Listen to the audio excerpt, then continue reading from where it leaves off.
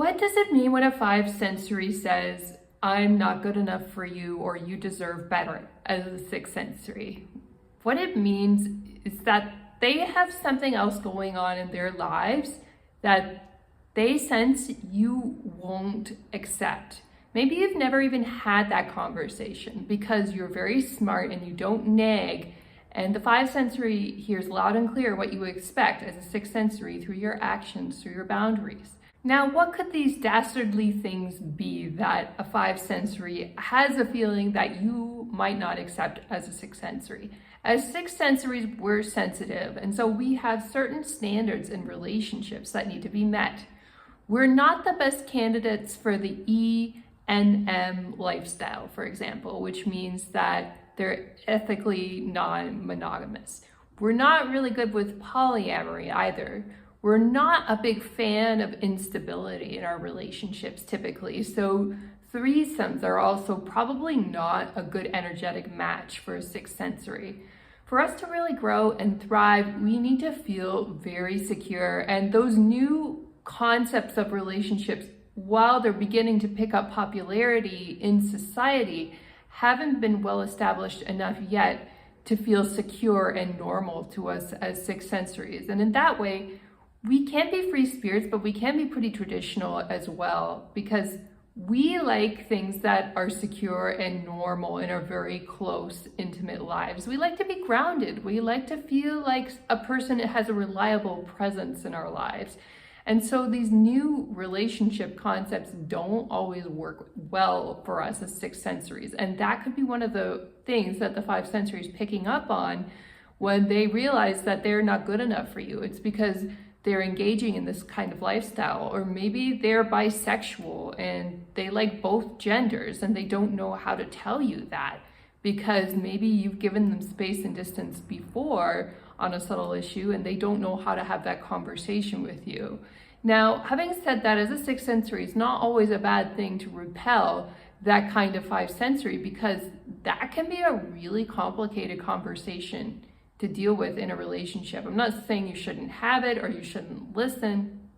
Having said that, there are some facets of a relationship that are hard to evaluate what to do with or what the next step is. And if you ever do come across any of these issues coming up in your relationships and you're just not sure, you're on the fence and you don't know whether to stay or go, that would be a good opportunity to get some coaching. However, if a five sensory, we're not talking specifically about that. We're talking about if a five sensory specifically approaches you and doesn't tell you this, but gives you a line saying like, oh, I don't think we're compatible, or I don't think I'm good enough for you and you deserve better. There's usually something going on in the background, or they could be very addicted to weed or cocaine, alcohol, overspending, vaping, you name it, all these addictions that people indulge in, or even excessive video game playing when they're not. If you're a professional video gamer, that's different, but if it's just your hobby and you don't make money from it and you're playing it all the time and sacrificing your sleep for it, these sorts of lifestyles don't mesh well with a sixth sensory who really needs their sleep and really values their health. And so five sensories, before that conflict even comes up, can sense that it's not a good compatibility with you.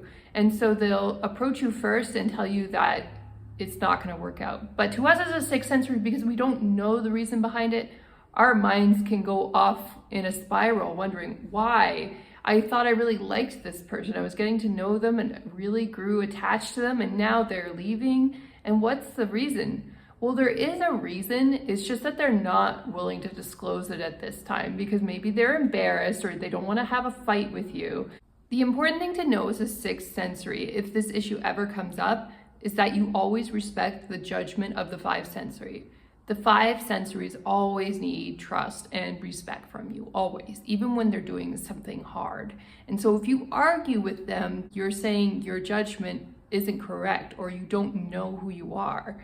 And even if that's true, five sensories don't like that pointed out.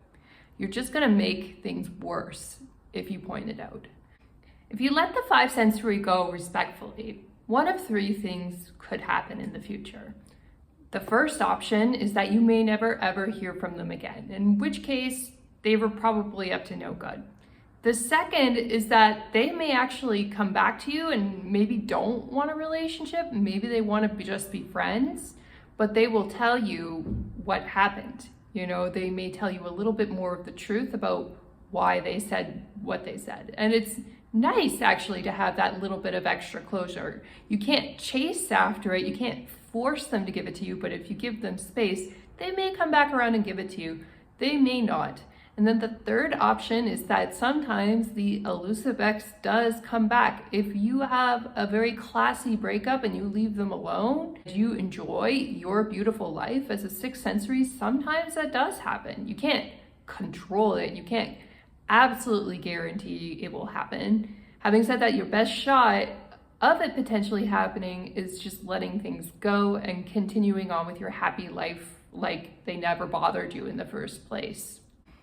As you go on dating, you're probably going to discover every single type of person in the book online who wants every single different type of behavior that you could possibly imagine.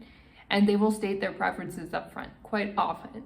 And many of those preferences are not going to be acceptable to you as a sixth sensory. For example, hooking up. That's just really one example. There are all kinds of things that people ask and require when they're dating, and not all of them are appropriate. And you'll find out what those things are, and you'll realize if you've had a mysterious breakup in the past that it was probably one of these mysterious new dating trends that this person was chasing after that may have caused them to break up with you because you're a little bit more traditional.